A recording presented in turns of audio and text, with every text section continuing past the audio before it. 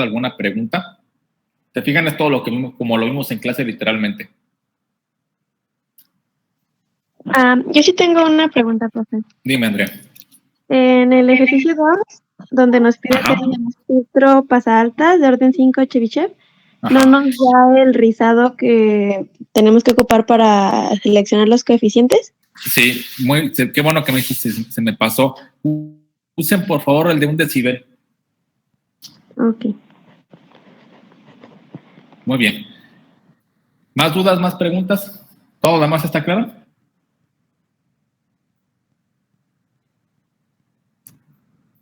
De mi parte todo claro, profe. Bueno, antes de comenzar reitero, ¿si están listos para hacer el examen del viernes?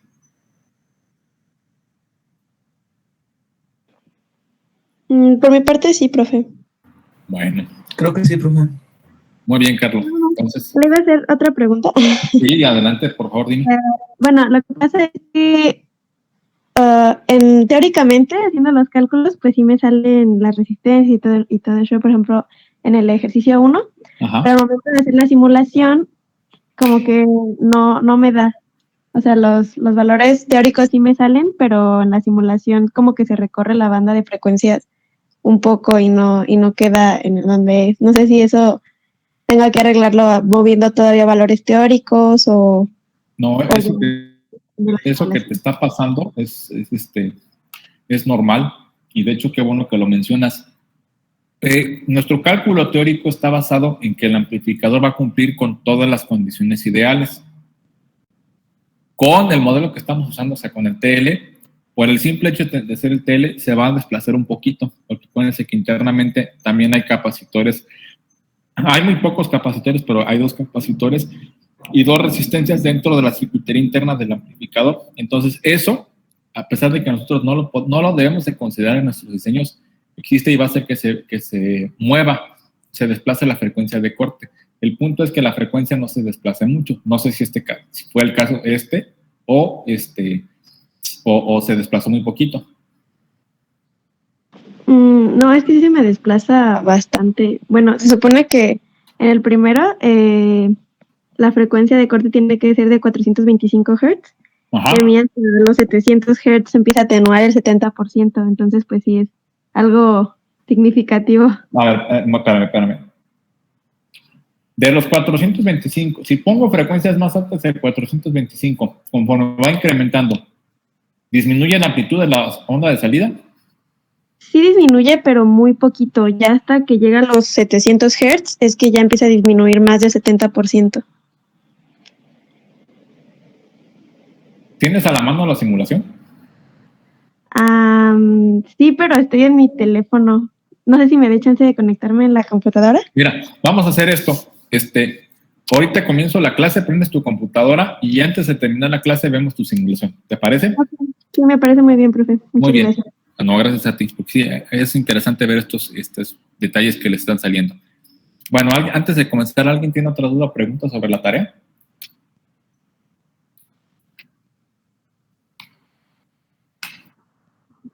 Bueno, muy bien.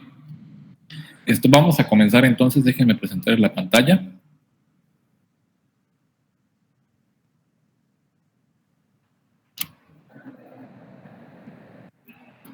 Ven mi pantalla, ¿verdad? Perfecto. Entonces déjenme iniciar la grabación nada más.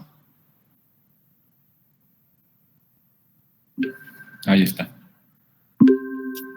Bueno, vamos a comenzar con la sesión del día de hoy. El viernes pasado nos quedamos revisando las tecnologías de conversión analógica digital. Hablamos un poco sobre los tipos de señales, dijimos que teníamos que ser nosotros esperaríamos trabajar siempre con señales unipolares single-ended o sencillamente terminadas, pero bueno, que esto iba a ser un caso, pero normalmente también podríamos trabajar con señales bipolares, que dijimos que la señal bipolar pues es usualmente, por ejemplo, una señal de electrocardiograma o de electromiograma o dependiendo del tipo de parte, bueno, de la parte del cuerpo humano que queramos medir, pudiera caer ahí. Y también hablamos un poquito acerca de Los formatos numéricos, porque recordamos ese día que el convertidor pues iba a darme números en digital. Entonces, números en digital tienen un formato de numeración para manejar números positivos y números negativos. Inclusive también el punto decimal, que nosotros también lo tenemos que considerar. Y hablamos un poquito acerca de los tipos de convertidores y revisamos 3, el flash, el pipeline y las aproximaciones sucesivas. Y bueno, dijimos que el flash era el más rápido y en esencia era la conversión era hacer viles comparaciones entre distintos valores de voltaje que nosotros íbamos especificando según un voltaje de referencia, e internamente el circuito pues iba a tener una serie de resistencias para empezar a hacer divisores de voltaje, de tal manera que el voltaje empezara a disminuir conforme se incrementara el número de resistencias. Tomando dijimos que esa alternativa era la más costosa por la necesidad de hacer materiales que estén iguales, sobre todo eso es lo más caro, y dijimos que planteamos que una posible solución era tomar esa arquitectura flash, pero poner una escalerita más chiquita, o sea, menos niveles del divisor de voltaje, y repetirlo en cascada. Eso era la S pipeline. Y llegamos finalmente a de aproximaciones sucesivas, que era básicamente el programa tiene el precio, ¿sí? Que teníamos que estarle adivinando con una regla para encontrar el valor de conversión en cuanto a la palabra directamente dada. Y por palabra me refiero a el número digital. Bueno, esos 3 son 2 tipos diferentes de conversión. Los que son netamente analógicos, que básicamente es digamos, no hay ningún registro, o sea, no hay ninguna parte de electrónica digital involucrada, y eso estamos hablando básicamente del flash. O bien tenemos ya algo donde está la electrónica digital involucrada, que va a ser el de pipeline, y pues no se diga el de aproximaciones sucesivas. Estos 3 convertidores, reitero, son 2 tipos diferentes de tecnologías. Nosotros tenemos un tercer tipo donde ya es totalmente digital el sistema. Sí, ahorita vamos a ver qué es eso de totalmente digital. Bueno, el convertidor sigma delta, ese es el nombre comercial, si lo quieren ver en letras griegas, pues ahí está, lo tienen en pantalla. Es un convertidor de señales de analógico digital de muy alta resolución. Él solito llega hasta tener resoluciones de 24 bits, ¿sí? Básicamente, este circuito, como les decía, es un convertidor que trabaja netamente en el dominio digital. Entonces, por estar trabajando netamente en el dominio digital, no voy a requerir un filtro de anti-alias. Ahorita van a ver por qué. Pero voy a estar limitado para poderlo usar en aplicaciones en las cuales la frecuencia de muestreo que se va a requerir sea un valor bajo o un valor razonablemente mediano. Y valor bajo me refiero a arriba de 1 kHz, y por valor medio me refiero a máximo frecuencias de muestreo de 150 a 200 kHz. Repito, hay aplicaciones que las llegan a usar. Y yo, por ejemplo, aquí les pondría, porque ahorita ya vieron con el turno de ingeniería clínica y vieron biomagnetismo también. Saben que tenemos un aparato muy importante, ¿sí? ¿Qué aparato más común ustedes se pueden imaginar? Es el que aprovecha las señales magnéticas del cuerpo. ¿Cuál de los que todos se pueden imaginar ustedes que lo utiliza? El resonador magnético. Exactamente. El aparato de resonancia magnética. ¿Cómo funciona el aparato de resonancia magnética?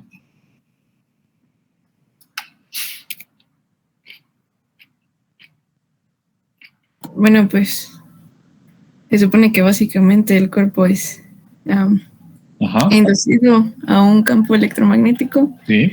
Y bueno, los espines de los átomos se orientan a este campo. Sí. Y luego, ya cuando está orientado, se manda como un pulso de radiofrecuencia para que altere esa orientación.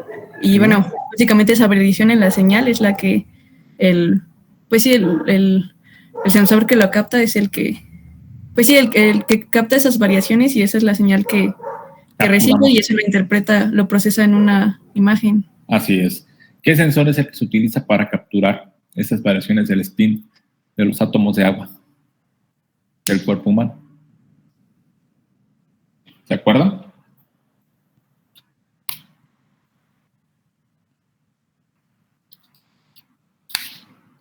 No, la verdad no, profe. ¿No son bobinas?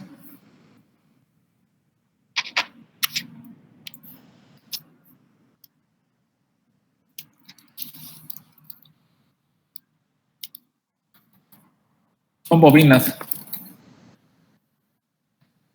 Y la bobina captura energía eléctrica. Bueno, captura su principio de conversión. ¿Se acuerdan cómo funciona una bobina?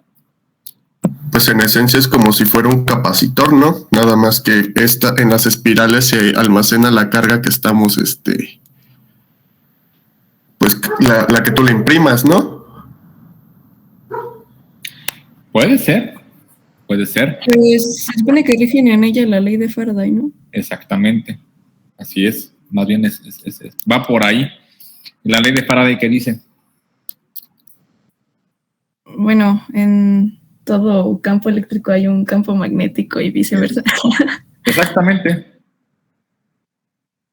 No, de mejor manera lo pudiste decir, no lo pudiste decir. Esa es la estaba buscándoles el valor, para que no digan que me lo ando inventando, bueno, para que no piensen que me lo ando inventando. Es que me parece que voy a tener que entrar. Tendría que entrar. Aquí está, miren.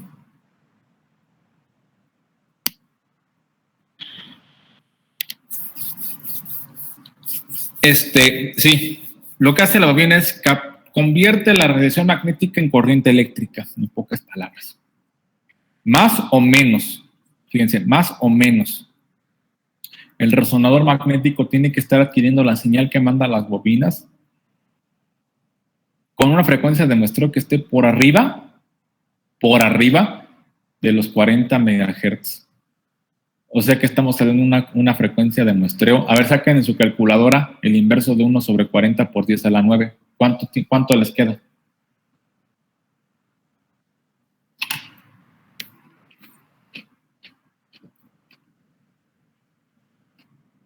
A 2.5 por 10 a la menos 11.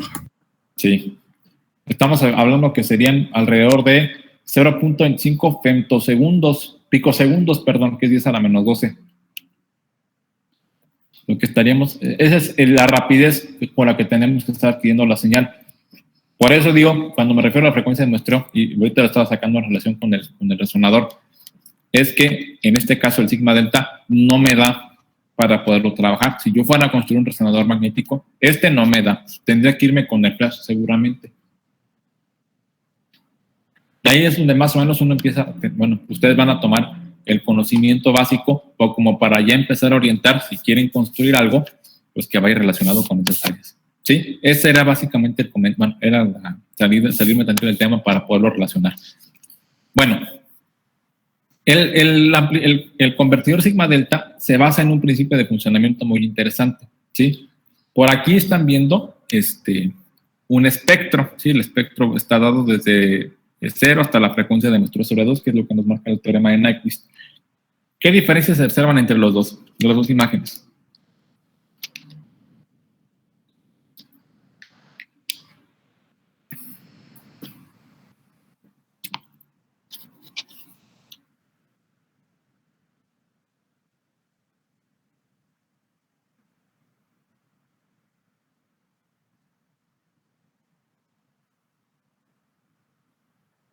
Pues, ¿diferencias, dijo? Sí. Pues el promedio en amplitudes de lo que se muestreó. Exactamente. Por aquí se ve el piso, la amplitud promedio del ruido. En esta imagen, ¿cuál amplitud es más alta? ¿Qué le tiene más altura? ¿Esta o esta? La primera. Así es. El sigma delta asume que tenemos ruido, que el ruido está presente en la señal y no lo podemos quitar por más que el procesamiento que le hagamos. Pero él como asume que el ruido no se puede quitar, entonces con esta imagen lo que quiero demostrar con esta imagen, es que si yo sobremuestreo, y por sobremuestreo me refiero, escojo una frecuencia de muestreo muy grande, lo que va a pasar es que el ruido, como proporción de la señal, se va a empezar a hacer más chiquito. Entonces, el convertidor sigma delta se basa en eso, en que yo voy a fijar una frecuencia de muestreo de referencia, pero él internamente va a hacer las operaciones necesarias para muestrear a una velocidad muchísimo más rápida para disminuir el ruido que estoy trabajando. ¿Y esto cómo lo voy a hacer? Uy, ya me comí.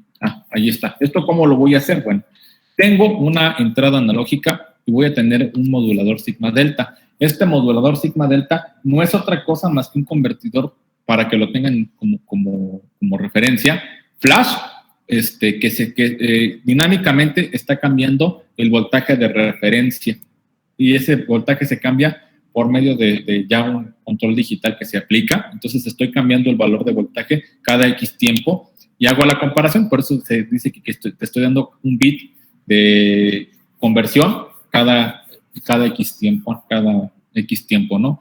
Y después filtro esa señal, o junto toda la señal, si son 24 bits, pues junto a la palabra los 24 bits, filtro la señal con un filtro digital, y después, por ejemplo, me pides una frecuencia de muestreo de 400 Hz, lo que va a hacer el sigma delta es que él internamente va a hacer que este modulador sigma delta esté trabajando, no una frecuencia de muestreo de 400, se va a ir una frecuencia de muestreo de 40, de 400 kilohertz, lo va a sobremuestrear muchas veces, de tal manera que el ruido lo pueda disminuir y yo tenga la capacidad de bajar la magnitud o la amplitud de esa señal de ruido, y después para entregarte la información que me estás pidiendo con la frecuencia de muestreo, como dice el dicho, es más fácil quitar que poner. Entonces voy a aplicar un filtro de decimado o diezmado, ¿sí? Y aquí antes de explicar qué es un filtro de diezmado, les preguntaría, ¿cuántos de ustedes estudiaron en una escuela, su prepa, o en algún punto de su trayectoria académica, estudiaron en escuelas privadas religiosas?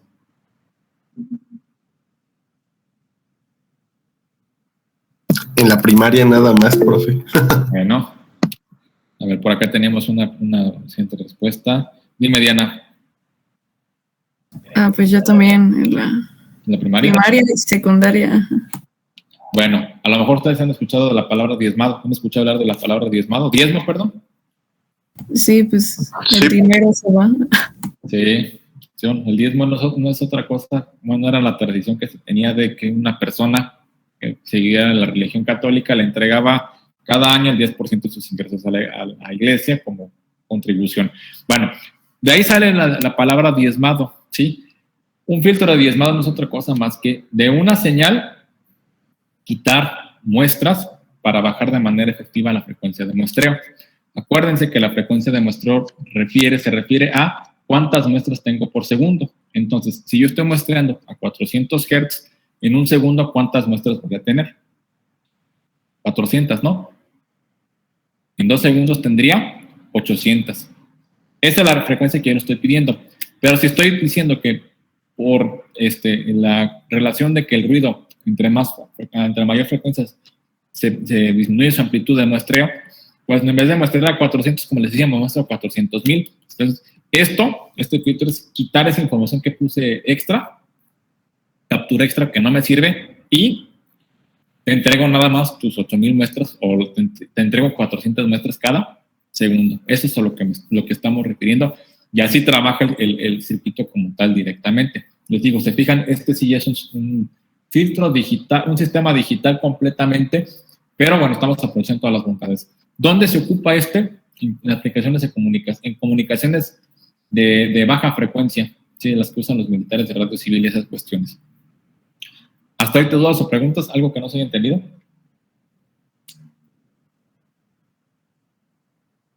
¿Todo claro? Sí, todo bien, profe. Sí, profe. Bueno. Haciendo un breve resumen.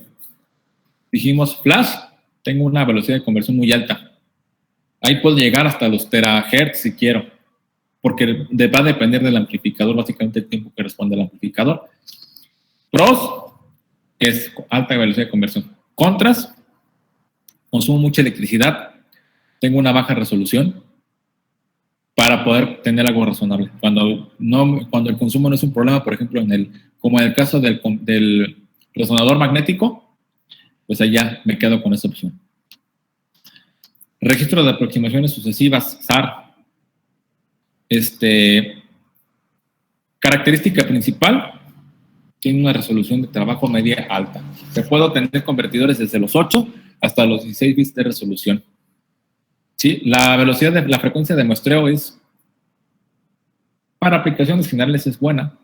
La máxima que puedo alcanzar son 5 megamuestras por segundo o 5 megahertz de frecuencia de muestreo. Pero tengo la ventaja de requerir muy poca corriente para funcionar. Entonces, por esta razón, este amiguito, como les decía en su momento, es el más empleado en las aplicaciones industriales. Perdón, las aplicaciones comunes y corrientes como las que estamos haciendo. Proyectos que no requieren una alta sofisticación en cuanto a la calidad de los datos. El que sigue es el pipeline en cuanto a al uso. Perdón, están acomodados aquí con respecto a la resolución. ¿Sí? Entonces, el pipeline, dijimos, es alta velocidad. Podemos trabajar como es un flash, pues no está limitado en ese aspecto. El problema que tiene es que tiene una latencia. Latencia es el tiempo que tarda en dar el resultado. Comparado con el flash es alto. Y pues, mi resolución sigue siendo también media. Puedo tener convertidores que van desde los 8 hasta los 16 bits de resolución, perdón. Y el sigma delta, que se cose aparte porque es un sistema digital como tal. No requiero de componentes externos, no requiero tener un filtro anti-aliasing porque, como se dieron cuenta, el filtro pasabajas digital quita todo. Pero, como estoy sobremuestreando, no me puedo exagerar mucho con la frecuencia de muestreo que le pediría el circuito. Tengo que cuidarla y por eso es una velocidad de una frecuencia de muestreo de valores bajos o medios. ¿Cuáles son los que se ocupan en aplicaciones biomédicas? Bueno, como acabamos de mencionar, el flash, ese trabaja directamente con el resonador magnético y, por ejemplo, un monitor Holter o un monitor de señales vitales, signos vitales, que sea frecuencia cardíaca o frecuencia respiratoria, con un SAR o con un pipeline son suficientes. Los sigma delta se ocupan más que nada en aplicaciones de muy alta resolución. Y aquí les pondré, por ejemplo, el análisis de ondas sísmicas. De pura casualidad, ustedes en algún momento de su vida les llegaron a platicar cuál es la frecuencia de una onda sísmica, por qué la podemos percibir, o se han puesto a pensar eso.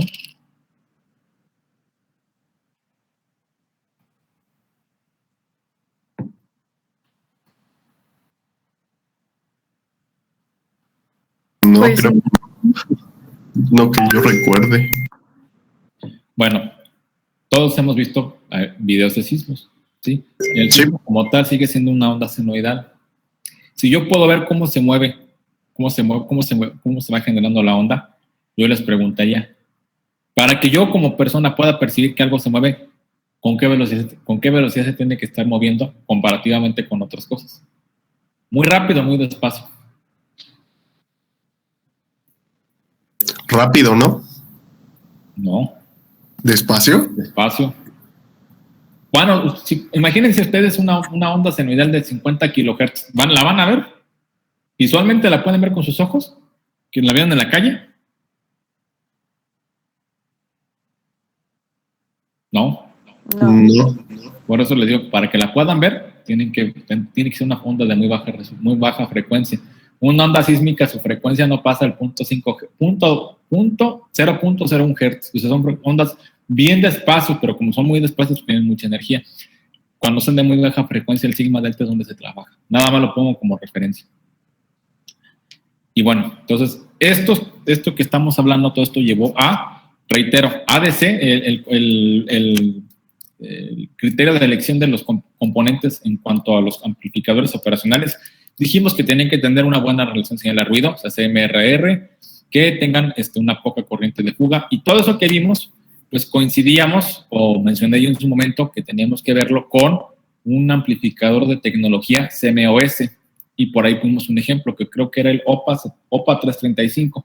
Ese amiguito, para aplicaciones biomédicas, es un amplificador prototipo que podemos nosotros usar con toda seguridad y tener la confianza de que no vamos a requerir o que no se nos va a distorsionar la señal porque usamos mal un amplificador personal. Entonces, esa es la parte que necesitamos hacer para la cadena de la señal analógica, y para convertirla, bueno, si tenemos el presupuesto, pues lo haríamos con un flash, pero con un convertidor de aproximaciones sucesivas para nuestros propósitos es más que suficiente. Nos da muy buena resolución y un costo muy moderado. Esos criterios son los que tenemos que tomar en cuenta cuando ustedes ya empiecen a plantear su prototipo de desarrollo que quisieran hacer para medir alguna señal fisiológica.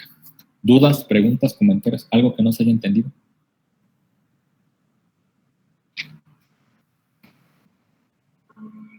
No, todo bien, profe. Bueno, esto es lo que esto es la parte resumida y condensada de lo que les tenía que hablar en cuanto a la elección de los componentes. Ahora vamos a entrar a una plática, bueno, esta presentación. Me gusta mucho mencionárselas, o me gusta mucho hablarla porque siempre tiene cuestiones interesantes que a mi modo son interesantes. Ya que sabemos cómo tenemos que escoger los componentes y sabemos diseñar los circuitos, entonces tenemos que entrar en saber cuáles son los elementos mínimos que tiene que tener mi sistema de adquisición de datos. Y antes de empezar a hablar de esto, les pongo esta figura, ¿sí? ¿Por qué es caro? ¿Por qué resulta caro hacer un dispositivo de grado médico? Bueno, yo aquí esta figura la encontré de un libro que nunca lo pude piratear, nada más pude bajar el primer capítulo y de ahí lo saqué. Y como se pueden dar cuenta, el pie de foto dice figura 1.1, esquema de pasos general de los pasos involucrados en el diseño, ingeniería y pruebas de seguridad, proceso de sometimiento y planeación financiera para un nuevo instrumento médico o dispositivo. Entonces, por favor, hagan la cuenta. 12 meses más 36, ¿cuánto es? 48, ¿no? Más otros 36, ¿cuánto es? 82, ¿no? No, 84, perdón. Sí, 84. Más 32. 116 meses que tengo que estar fondeando. Estoy tomando los esquemas más altos, los tiempos más altos, que tengo que tener dinero para poder hacer el dispositivo médico en Estados Unidos. Todos los pasos que me pide la normativa. Entonces, imagínense que una empresa mantenga 400 empleados, 116 meses y sin tener la certeza de que el paciente va a usar el dispositivo. Bueno, eso es parte de la razón por la que los dispositivos médicos son caros, porque hay un proceso de ingeniería muy costoso y elaborado, como ustedes empezaron a darse cuenta. Nada más para ponerlo en contexto. Normalmente, si nosotros, por ejemplo, un nuevo monitor Holter, tendríamos que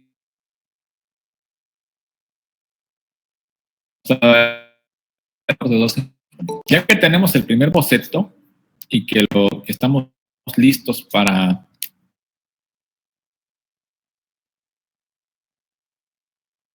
un prototipo, primero lo pruebo con señales sintéticas y si todo funciona bien, entonces y me funcionan las condiciones las que estoy especificando que va a trabajar, ya estoy listo y ya hago todas las mediciones de seguridad eléctrica, estoy listo para iniciar la prueba clínica, es decir, recluto personas para poder medir, ya no con simuladores, sino con personas, las señales que quiero obtener. Y puedo tardarme, si es un dispositivo novedoso, 36 meses, o si estoy, bueno, esto es en escala de Estados Unidos, 510K es fondeo gubernamental para cosas que no son invasivas, 9 meses. Entonces, tendría que tardarme todo esto para poder someter al regulador sanitario, que en Estados Unidos es la FDA, y que me dé luz verde para permitirle ya al paciente para poder sacar a vender mi producto. Entonces, les digo, lo menciono porque sí es importante, me resulta importante siempre que van ustedes cuánto tiempo tardarían si quisieran hacer un prototipo de este estilo. Bueno, ya entrando en la materia que nos corresponde, todo lo que vimos se reduce en esta, se va a ver reducido lo que están viendo aquí en pantalla, ¿sí? Quiero desarrollar un sistema médico que, por ejemplo, pueda medir, vamos a pensar que la bradicardia es un concepto, no hay ningún dispositivo que pueda detectar bradicardia de manera automática sin necesidad de tener al doctor ahí cerca para que haga el diagnóstico. Esa es la condición que quiero detectar. Bueno, ¿qué tengo que hacer? Ya tengo la condición, después tengo que identificar cuál de todos los parámetros fisiológicos que se puede medir es el que me va a permitir medir la condición. Presión cardíaca, potencial de acción, que es electromiografía, conducción de velocidad, que por ejemplo puede ser una parte derivada de la electromiografía, o niveles de glucosa. Ya identifiqué, en este caso son latidos cardíacos, ya identifiqué qué señal fisiológica es la que necesito medir. Y ahora, ya que tengo eso, me voy y me echo un clavado a la literatura y veo qué se tiene hasta ahorita de manera novedosa para medir esa señal cardíaca. ¿La miden de manera óptica? ¿O con sensores que generan voltaje corriente? ¿O con sensores de presión? ¿O con sensores acústicos? ¿Cuál me sirve? Pues no sé. Bueno, lo voy a detectar. Ya tengo la señal fisiológica. Ya sé que el transductor que está disponible mide en voltaje. Bueno, pues en el caso, por ejemplo, del electrocardiograma, bueno, pues no tengo que diseñar el transductor, ya está el parche diseñado, pero si no, pues tendría que diseñarlo. Por ejemplo, estuvieron haciendo bobinas especiales para el resonador magnético. En ocasiones esas bobinas se hacen a mano, porque no hay máquina que las pueda hacer de manera en masa, tiene que ser artesanal. Bueno, pues diseño el transductor, y si el transductor requiere que lo calibre, pues lo tengo que calibrar. ¿Qué es calibrar? ¿Se acuerdan?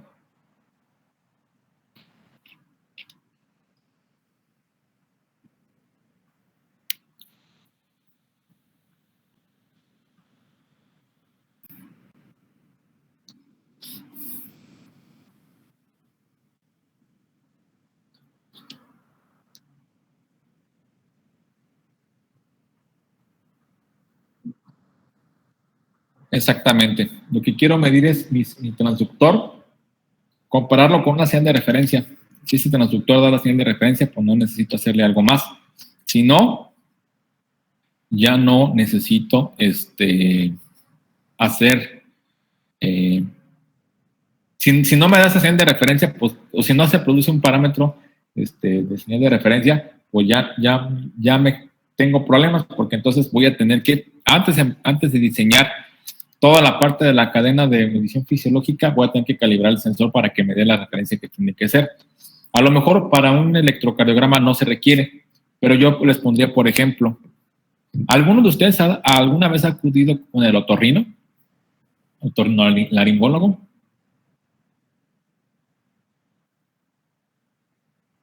No, profe, yo no. ¿O conozcan a un familiar? Bueno, qué bueno que no conocen. Yo en mi caso, pues sí, voy a sacar el tema a colación porque sirve para lo que quiero llegar. ¿Sí? Al principio del año empecé a escuchar un zumbido en el oído, y pues ya tuve que ir con el otorrino para ver si no tenía algo más en el oído fuera de que se genere por el uso de los audífonos. Y bueno, la doctora me derivó con un especialista en audiometría, ¿sí? Y bueno, para poder saber si nuestros oídos están bien o no, hagan de cuenta que se genera, o si se tiene que generar un dispositivo que inyecta o que reproduce una señal senoidal de diferentes frecuencias, ¿sí? Si nosotros reprodujéramos como audio una señal senoidal, ¿lo han hecho alguna vez?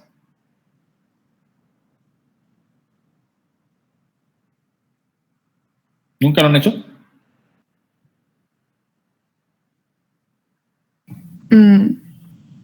No. Lo voy a hacer la siguiente semana, hago el experimento nada más para que vean. Bueno, las señales senoidales se pueden reproducir como audio, ¿sí? Como podemos representarlas como un tono de audio.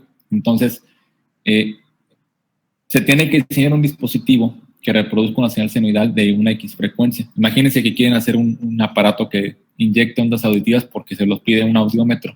Bueno, pues cuando diseñan el transductor hay que calibrarlo para que reproduzca específicamente esa frecuencia. Es a lo que me estoy refiriendo, de ahí sale la analogía. Otra vez, según el parámetro fisiológico fisiológico, que requiera medir, el transductor que vaya a emplear, si lo tengo que diseñar, pues lo voy a tener que calibrar forzosamente. Y calibrar es poner una señal de referencia, comparar el resultado que me da ese transductor con la señal de referencia contra lo que sé que me tiene que dar. Si no, lo tengo que ajustar o tengo que hacerle algo a la señal para que me pueda dar esa señal de referencia y ya puedo decir que está listo para poderlo trabajar. Bueno, entonces tengo ya mi transductor calibrado, pensémoslo así. Me va a dar voltaje, porque acuérdense que la computadora no trabaja más que con señales de voltaje. Y entonces ahora sí ya aplican la parte que ustedes conocen: el filtrado de los niños, el diseño de los filtros y de los amplificadores, el rango dinámico. Y después ahora sí ya se van a la digitalización con el ADC y finalmente se procesa para dar un diagnóstico clínico. Vean todos los pasos que tenemos que ir siguiendo. De estos ya conocen ustedes muchos. Ahorita están viendo este de procesamiento con el doctor Juan Pablo y después lo van a seguir contemplando con Santana para después generar sus propios dispositivos médicos. Hasta ahorita, ¿dudas o preguntas? ¿Algo que no se haya entendido? Todo bien, profe.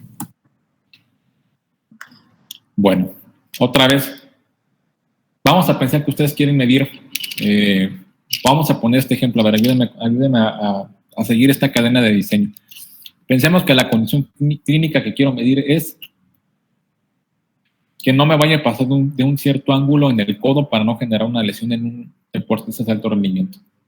¿Cómo le haría? ¿Qué pasos tendré que recorrer siguiendo esta cadenita para diseñar un dispositivo que mida el ángulo del codo? ¿Cómo lo podría hacer?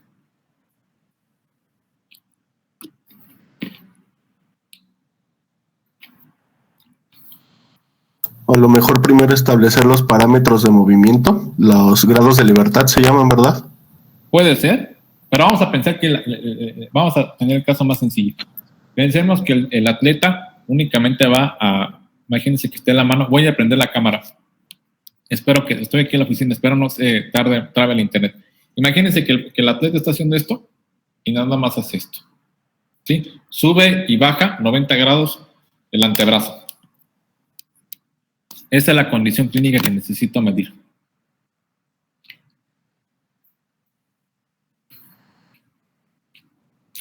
¿Qué parámetro fisiológico sería que tendría que medir para encontrar el ángulo?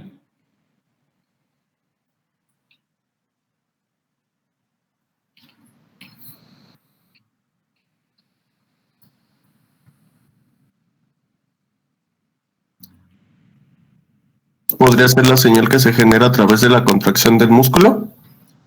¿Pudiera yo establecer una hipótesis que la electromiografía me da eso? Sí, puede ser.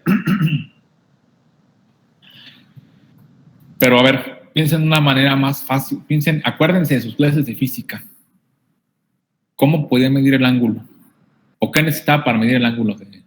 ¿De qué cantidades sí le puedo medir el ángulo? ¿Cuántos tipos de magnitudes hay en física?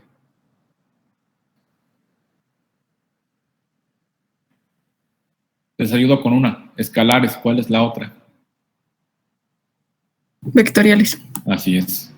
El vector mismo, ¿cómo se caracteriza un vector? ¿O qué parámetros son los que identifican a un vector? Magnitud y dirección. Exactamente. La dirección es el ángulo. Entonces, a lo mejor el cuerpo humano no mide directamente, no tengo vectores en el cuerpo humano. Pero ¿qué componentes sí tenemos presente en toda la Tierra? Que esta es muy famosa y siempre la ocupamos para medir, por ejemplo, la aceleración en caída libre. ¿La gravedad? Exactamente. Si yo tengo un sensor que mide la aceleración de la gravedad y lo posiciono de una manera apropiada, puedo hacer que ese sensor sea uno de las componentes o alguna de las componentes del sensor sea sensible. Parecido a lo que utilizan los relojes los inteligentes, ¿no? Así es. Tienen sensores de aceleración. Son acelerómetros y giroscopios. Ok, de acuerdo. Bueno, ya determiné, no fue un parámetro fisiológico. ¿No? ¿Mande? Por eso detectan si te llegas a caer, ¿no? Así es, así es. Ya detecté el parámetro fisiológico importante, ¿no? No es directamente el cuerpo humano, pero sí es algo que está presente, la aceleración. ¿Cómo mido la aceleración? Bueno, pues ya nos dimos cuenta ahorita. Quizá esa parte, bueno, no entramos a cómo se construye un sensor, porque un biosensor y un sensor son diferentes, ¿sí? Pero bueno, la aceleración se mide, por ejemplo, con un tipo, bueno, a lo mejor sí lo han escuchado de los MEMS, sí los han escuchado hablar, sus compañeros, bueno, quizá no, pero a lo mejor algunos de ustedes sí. Sí tienen amigos en física o de nano.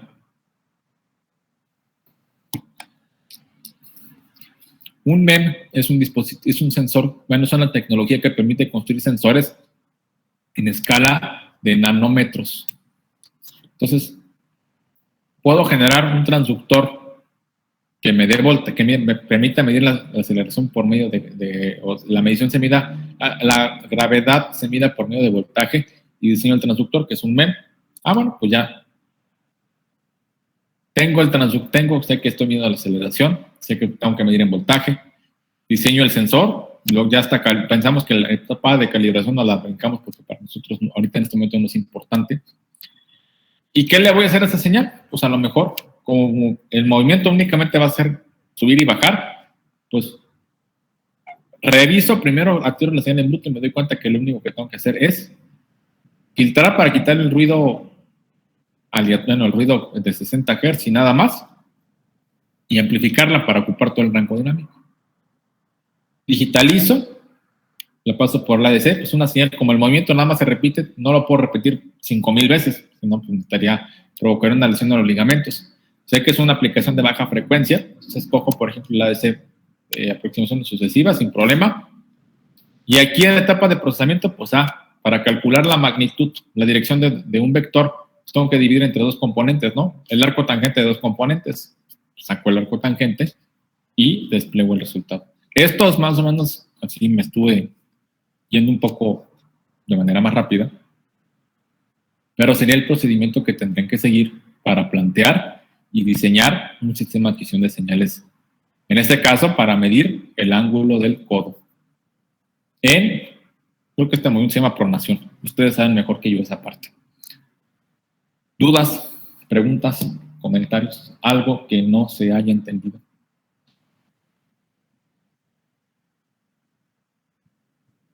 Todo bien, profe. Esto que hice ahorita para explicarlo es algo similar a lo que ustedes van a tener que hacer según el tipo de señal fisiológico que quieran medir. Por ejemplo, dije que ahora les iba a presentar un ejemplo de diseño.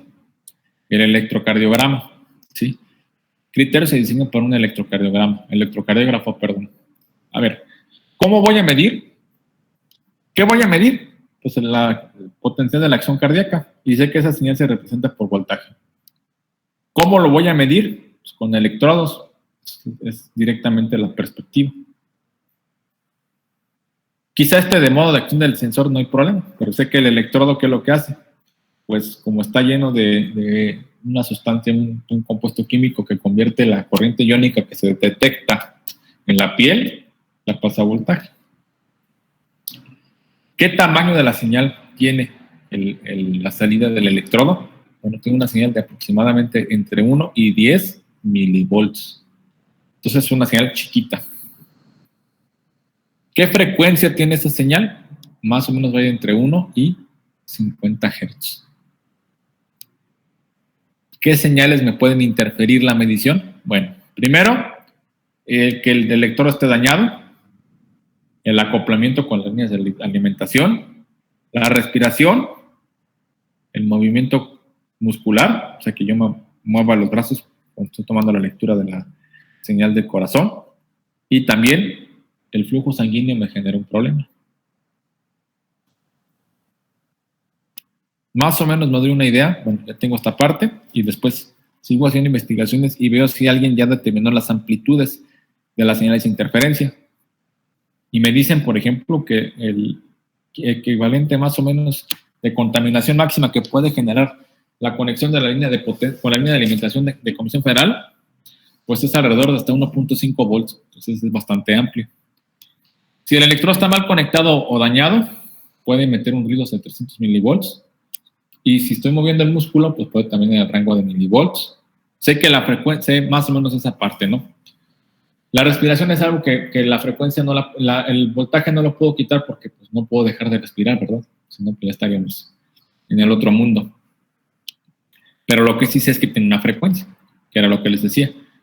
La frecuencia de la línea de alimentación son 50 Hz. Estamos en Europa, 60 si estamos en México.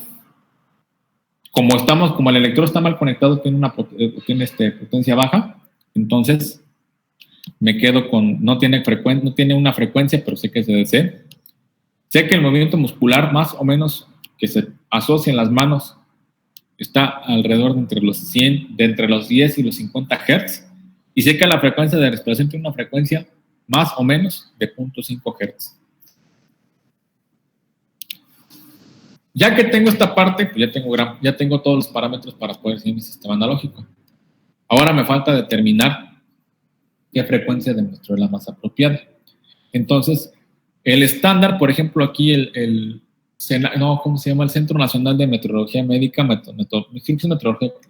Cenatrac se llama, o Cenetrac, no me acuerdo, una de esas dos. Se alinea a la política de Estados Unidos y dice que yo tengo que medir una vez cada 200 milisegundos. Eso me lo marca la norma clínica. Entonces, con esos datos, ya estoy listo para diseñar el siguiente paso de mi electrocardiograma. ¿Dudas o preguntas hasta aquí? ¿Todo claro? Todo claro, profe. Sí. Aclaro de una vez, cuando ustedes estén diseñando su propio sistema, esta tablita, junto con este caminito, lo van a tener que describir, porque es la fundamentación teórica de lo que están haciendo. Bueno, ahora sí, ya tengo todo diseñado.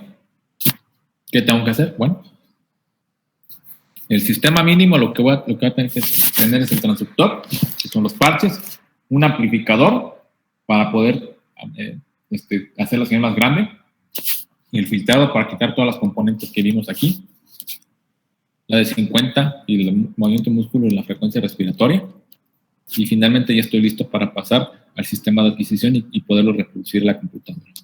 Esto es lo mínimo que tengo que hacer. Algunos ejemplos de señales que puedo tener. Normal y con fibrilación atrial. Se fijan aquí el complejo QR se cambia.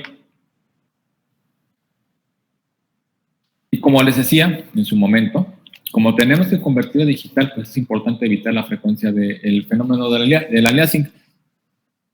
Y dijimos que el aliasing no es otra cosa más que la onda resultante o generada por una mala elección de la frecuencia de muestreo, ¿sí? Yo aquí, nada más para recordar el punto, les estoy poniendo un par de ejemplos, ¿sí? Este par de ejemplos son muy breves. Tengo una frecuencia, tengo una señal a una X frecuencia, después selecciono una frecuencia de muestreo cuyo valor genera que únicamente capture algunas muestras, no los máximos, no los mínimos. Capturo, pero en diferentes posiciones. Entonces, aquí uno de esos puntos, y yo les pregunto, esta que están viendo aquí, que tengo con el cursor, ¿se parece a la línea en color rojo? ¿Tiene la misma cantidad de máximos y mínimos o de oscilaciones? Esto es lo que pasa esto es lo que reitera una mala elección de la frecuencia de muestreo. El aliasing es esto, es la onda resultante generada por una mala elección de la frecuencia de muestreo. Y como decíamos, tenemos que tener siempre recomendaciones que mínimo la frecuencia de muestreo que tenemos que escoger tiene que ser 2 veces la frecuencia máxima de la señal. Eso es cuando conocemos el fenómeno, pero por ejemplo para el electrocardiograma, aquí el estándar nos dice que tenemos que tomar una medición cada 200 milisegundos. Esa es la frecuencia, ese es el tiempo de muestreo mínimo. Saco la frecuencia, saquen el periodo, el inverso de 1 sobre 200 por 10 a la menos 3 y díganme cuánto da.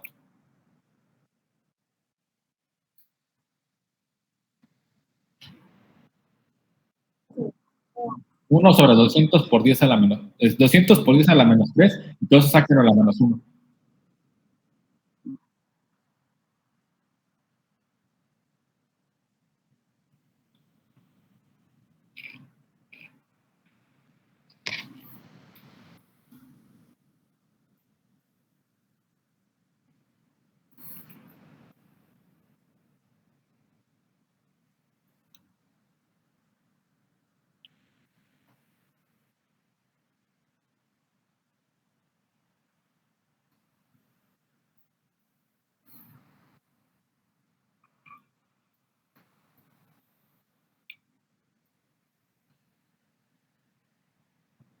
deben ser como 100 Hz, ¿no? Aproximadamente.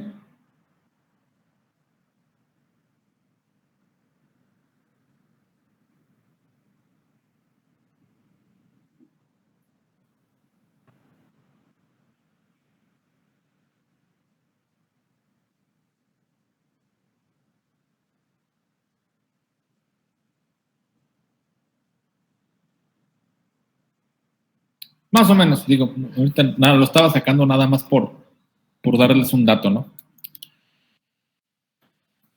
Y por último, digamos, todos estos criterios, si se fijan, son criterios técnicos que tenemos que tomar en cuenta para diseñar.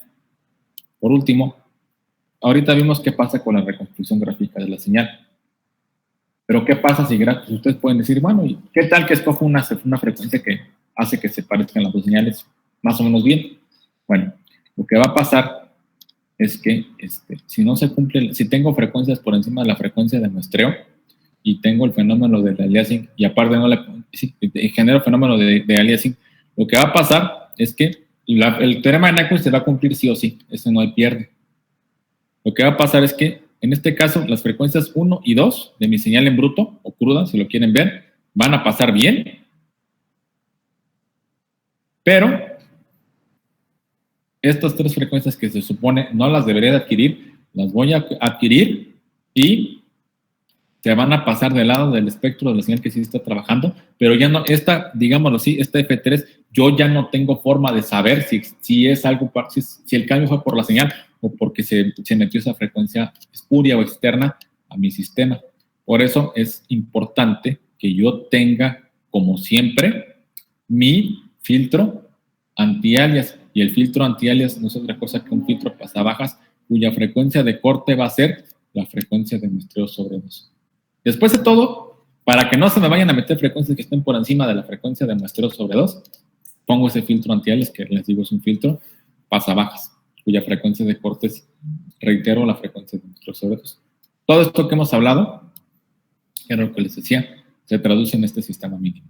El sistema mínimo es, tengo mi sensor, usualmente voy a requerir un amplificador de instrumentación, tengo un filtro notch para quitar la componente de 60 Hz, hago la etapa de filtrado, porque a lo mejor aquí ya va a depender de cada aplicación, y pongo mi filtro anti-alias para asegurarme de que no se me vayan a meter otras frecuencias que estén fuera del rango de la frecuencia de muestreo sobre 2, y finalmente quedo listo para trabajar un convertidor analógico digital.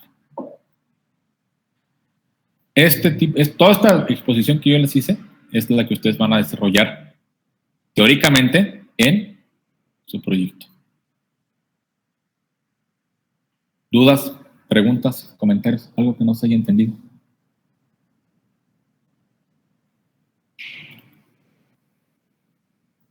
Todo bien, profe. Bueno. Reitero, todo esto que estoy diciendo yo les presento el análisis para una señal de electrocardiograma. Una señal de electromiografía va a cambiar, una señal del cerebro va a cambiar. Si alguien quiere medir, por ejemplo, la cantidad de saturación de oxígeno, también va a cambiar ahí. Hay cuestiones importantes. Bueno, esto es esta primera parte de los elementos mínimos de un sistema de diseño de señales biomédicas. Adquisición de señales biomédicas. Repásenlo, por favor, el fin de semana. Y bueno, ahora sí, si quieres, nos pasamos a la parte de Andrea, si tienes a la mano ya tú presenta tu simulación para poderla revisar. Sí, profe, permítame un segundo. Claro que sí.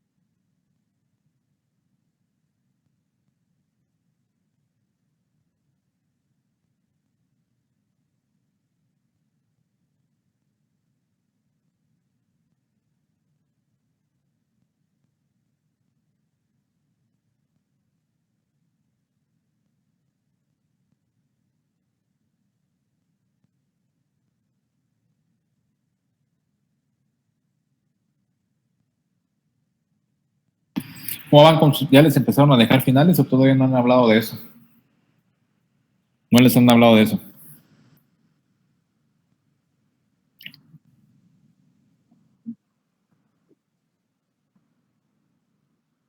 Pues a todos, profe.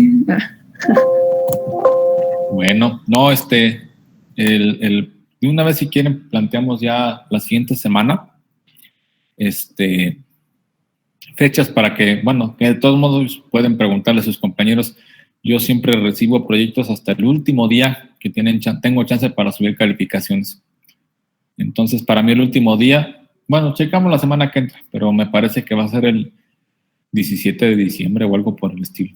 Pero ahorita lo checamos, bueno, la semana que entra lo checamos, ahorita no. Solamente empezamos a comentar, pero no nos estresamos todavía.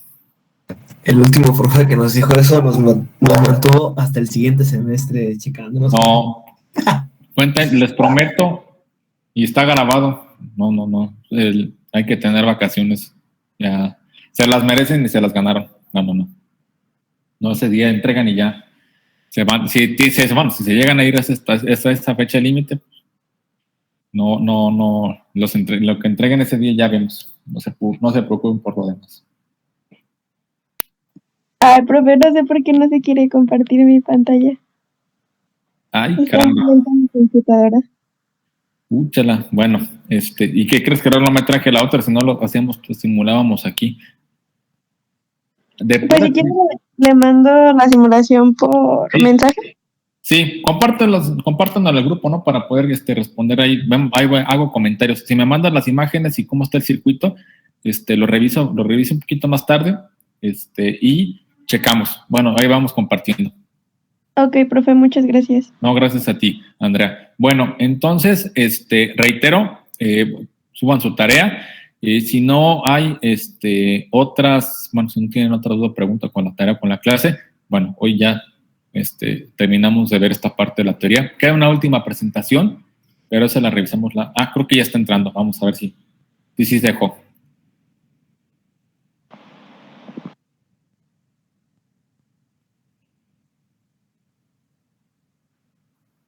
No, ¿verdad? No empieza.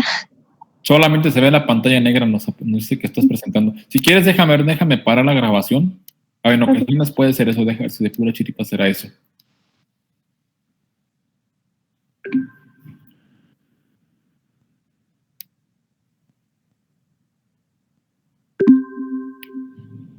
No, es que sí se sigue viendo la pantalla negra, Andrea. Creo que no va a jalar. No. Bueno, no te preocupes, lo manejamos como estábamos platicando. Entonces, si nos compartes tanto tus soluciones como tu circuito de simulación y lo checo a la noche y les empiezo y mando con comentarios en la noche. Puede ser normal, no descarto que no. Ok, profe, muchas gracias. Muy bien, pues gracias a ti, Andrea, y bueno, gracias a ustedes. Sigo al pendiente por si hubiera alguna otra duda de la tarea o pregunta. Y entonces el viernes queda el examen y cualquier cosa, pues estamos en contacto por el grupo de WhatsApp. Cuídense mucho, muy buena noche, gracias por conectarse. Sí, Iris, adelante, perdón.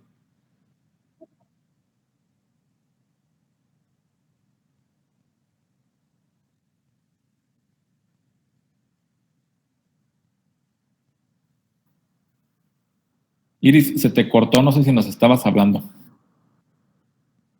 Ahí ya. No te preocupes, ahí ya te escuchamos. Sí. Sí, no, sí va a ver. De hecho, qué bueno que me dijiste. Déjame volver a compartir la pantalla. Miren, me falta una clase teórica por ya se me andaba, qué bueno que me acordaste, Iris, ya se me andaba olvidando. Ya en mi pantalla, ¿verdad? Sí, bien, hoy estamos a 10, viernes entonces el examen, el 17, digámoslo así, 17 y 19, que son nuestras fechas de clase, por cuestiones del comité no me van a dar autorización. Yo plantearía, si ustedes están de acuerdo, pedir los días 24, 26 1 y 3 de diciembre, ¿sí?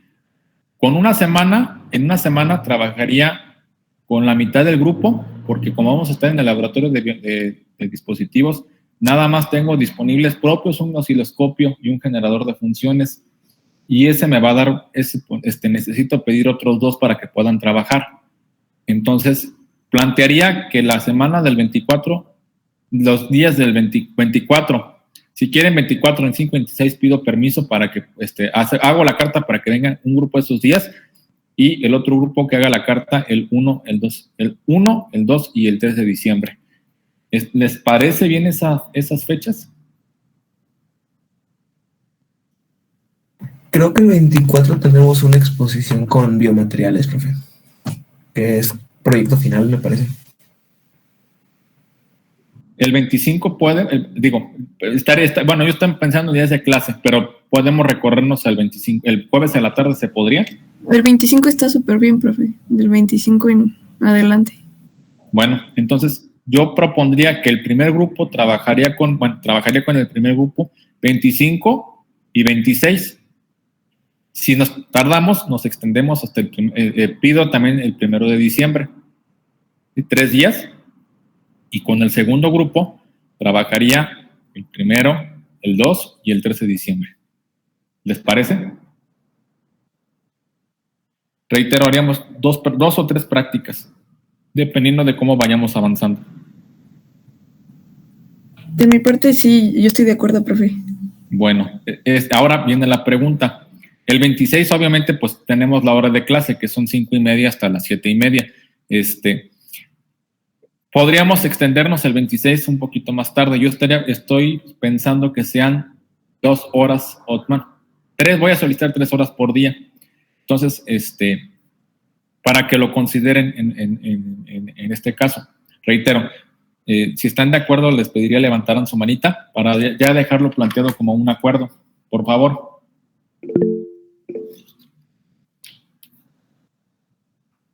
Muy bien. Entonces veo, sí, estamos todos, sí. ¿Hay alguien más que...? Sí, hay alguien que no le, sí, más bien. Entonces, si están de acuerdo, voy a plantear en el oficio que estas consideraciones, por favor. Entonces, nada más les pido que ustedes se dividan, por favor. ¿Cuántos somos en total? Nada más acuérdenme, por favor. Voy a poner un grupo A y grupo B. ¿Cuántos somos en total? Ahorita en la llamada aparecemos 12. Sí, 12, ajá. Pero no sé si falta alguien, doctor. Somos como 15 ya en total. Somos 15 en total. Ahorita es lo que era el número que iba a decir. Entonces, el primer grupo voy a dividir, bueno, en el grupo A vamos a pedir que nos acompañen 8 de ustedes y en el grupo B el restante, que no pasarían de 7. Entonces, el grupo A, ustedes ahora sí que díganme cómo nos manejamos. ¿Ustedes se organizan o la semana que entra hacemos un volado? Por el grupo hacemos un volado. Pues sí, si quiere, doctor, para que ya estemos todos presentes. Bueno, entonces, nada más específico, grupo A dijimos que iba a ser 25, 26 de noviembre y 1 de diciembre. Y el grupo B, 1, 2 y 3 de diciembre. Estaremos hablando de 3 horas diarias. Es lo que yo voy a solicitar. Bien, sí, entonces, miren, ahorita a las 6:35 entro una videollamada con un proyecto que trae uno de sus compañeros de Dylan, por ahí que está trabajando con una empresa. Entonces, terminando ese proyecto, manteniendo esa reunión, les escribo para organizarnos ya nada más quiénes serían en el grupo A, grupo B, o igual yo tomo la lista y ya les pido que me digan números al azar. ¿De acuerdo? Está bien. Por favor. Perdóname, Carlos. Lo último no me escuché al azar, se me cortó tantito. Sí, no digo que los voy a pedirles que me digan, o ya sea que parta la lista y les diga que me den números al azar, o que se vayan numerando por ahí en números pares o nones, y ya sobre eso podemos escoger. para que sea aleatorio, digámoslo así. Eso es a lo que me refería, Carlos. Va, está bien, profe.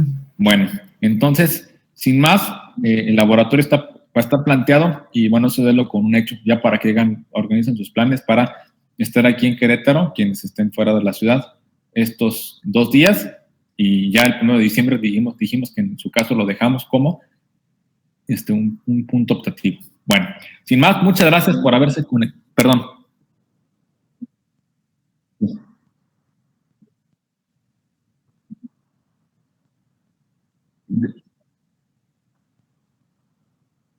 ¿Del viernes?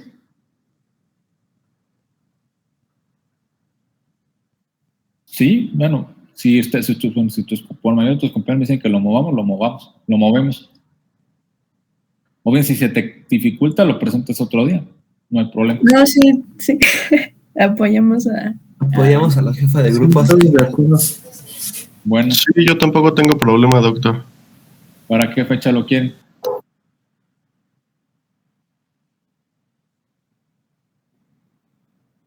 Digo, porque tengan en cuenta que nada más me quedan, como los otros ya son laboratorios, solamente tengo disponibles el 12, el 17 y el 19.